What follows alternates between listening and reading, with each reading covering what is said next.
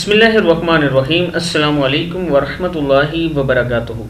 दोस्तों, आज मैं आपको चंद नसीहतें करता हूँ, 4 बातें ऐसी बताता हूँ जिन पर आप अमल किया करें, इसका आपको बहुत ज़्यादा फ़ायदा होगा। उससे पहले मैं अपने तमाम दोस्तों से गुजारिश करूँगा कि चैनल को आप सब्सक्राइब करें, बेल आइकन पे क्लिक करें ताकि डेली वीडियो आप लोगों तक पहुँच सके।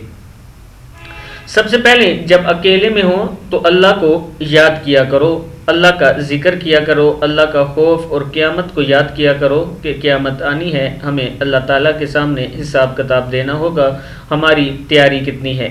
जब आप अकेले में ये करेंगे तो फिर आपके ज़हन में कोई दूसरी सोच नहीं आएगी। जब आप परेशान हो तो दुरूद शरीफ पढ़ा करें, जो भी दुरूद पाक आपको आता है उसका ज़्यादा से ज़्यादा विर्द किया करें।